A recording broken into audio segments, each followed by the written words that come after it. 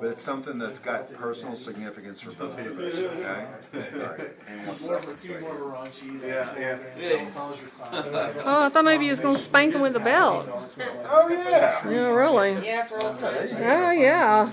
Okay, this is the October 1989 edition of Playboy magazine. Nice, I love it. And it has special meaning for both me and for Zach, okay? Hey folks, I hope everyone's been doing well, and I hope all of the dads who are watching this are having an awesome Father's Day. I've been wanting to make this video for a while now, and I figured what better day to make it on than Father's Day. I come from a very unconventional family, and I'm not sure if everyone knows the entire story behind it. As of the filming of this video, I have 20 brothers and sisters. We are all spread out throughout the entire country in almost every different state. We almost all have different moms, and were born within just a 3 to 4 year span. Anyone want to take a guess at how that happened? And no, my dad was not a player. He didn't even know any of our mothers until years later. If you can't figure it out, don't feel bad. It's not a very common situation, but my dad was an actual sperm donor from a clinic. When you say that, sometimes people think of a one-night thing or whatnot, and nope, he legitimately sold his sperm to clinics back in the day, and now has over 20 children. I can get more into the weeds on another video of why he did it, or maybe even he would like to make one himself. Who knows? I'll leave the floor open to him on that. But continuing my perspective, mine starts out with my mother wanted to have children for nearly 10 years, and she was married to a man who was infertile. They both went together to a clinic to purchase donor sperm to have me with, and they agreed with the doctors that they were going to raise me under the guise that I was my mother's now ex-husband's child. That went pretty well for them until my teen years, when my now ex-stepfather told me that I was not his child, but that I was actually the product of an affair that my mother allegedly had with another man in my hometown. I bought that lie for a while until I finally started to see through the manipulation that my mother's ex-husband was doing to me, and I finally decided to man up in my early 20s and ask my mother about the truth. After a very long, dramatic episode, she finally told me that I was actually the product of anonymous sperm donation. She showed me some paperwork and told me, I really don't know who this man is or anything about him. I'm sorry I lied to you, but I will do anything within my power to help you find out who it is.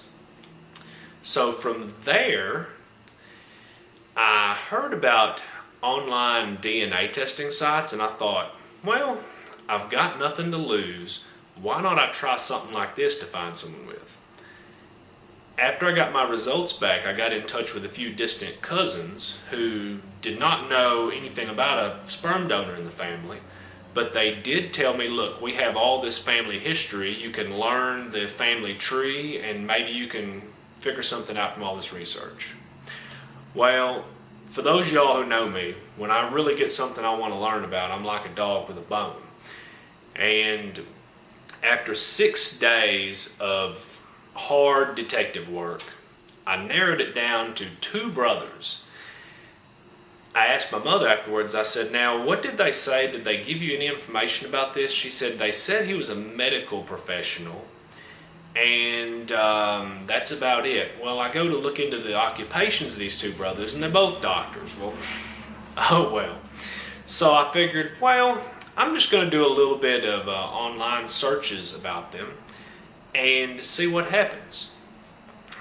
I searched the first one on my list, and lo and behold, I found a video of him, and as soon as I mashed play on that video, I knew that man was my father. The way he talked, the way he moved, the way he looked, it was an incredibly profound feeling. After After that, I did a little bit more digging and I found his address, and I very nervously wrote him a letter, something to the effect of, "Hey, I don't know if you want to know me, but I think I might be your son." Much to my surprise, he got back with me very quickly, and before I knew it, I was on my way to meet him in person. The day I met my dad was one of the best 2 days in my life. We hugged it out, exchanged I love yous, and ever since then we've been as close as if he would have been there from day one and raised me. I think my sister from Kansas said it best. Meeting my dad was not like a "it's nice to meet you" sort of thing. It was more like, "Hey, it's good to see you again. It's been a long time." And to be quite honest, that's kind of the way it feels every time I meet another long-lost brother or sister. Now that I'm thinking on it, it's kind of funny. My mother went with me the day to go meet my dad, so technically I guess I can say I'm one of the few people that can say they were there the day their parents met. But anyway, having the relationship that I now have with my dad and my long-lost brothers and sisters has made my life exponentially better. Growing up as a kid, I had low self-confidence in a lot of areas because I thought I was my mother's ex-husband's child and always compared myself to him in looks and personality, and nothing seemed to sync up. I mean, he's very thin, very, very dark-skinned, black curly hair, and I'm pretty white, and I have straightish hair, and I was always kind of chunky as a kid. And personality-wise, we were completely different. And I always felt like such an oddball. Not that I'm not an oddball in other senses, but you get what I'm saying. And then, boom, after I met my dad and saw what the rest of my family was like, I didn't feel like a stranger in my own skin anymore. I felt like I really belonged in this world.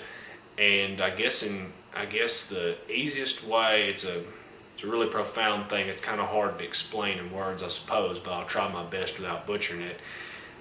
I no longer felt like a stranger in this world. I felt like I really belonged, and it gave me the greatest sense of calming and acceptance of myself that I could ever feel. I truly feel like a whole human being now, and it's awesome because I have great relationships with my real dad. I now have an aunt and an uncle that I didn't have. I've got grandparents on his side. I've got numerous cousins, all of my long-lost brothers and sisters, and it's absolutely amazing. I talk to them all regularly now, and once a year we take turns hosting an annual siblings get-together, which is always a lot of fun. You get 12, 13 of us all in a big area for a weekend, and we spend the whole time just catching up on all the many years we lost. I'll put it this way, we never run out of family or people to visit when we're traveling, that's for sure. But and now when I talk to my dad, it just feels like he's been there since day one. It's a truly beautiful thing. Anyway, my life has turned out better than I ever imagined it would. I'm blessed that my dad chose to donate his sperm those many years ago. And I'm even more blessed that he's an awesome guy and that he chose to have a relationship with me as an adult. Happy Father's Day, Dad. And thank you to everyone who decided to take the time to listen to this video. Thank you all very much.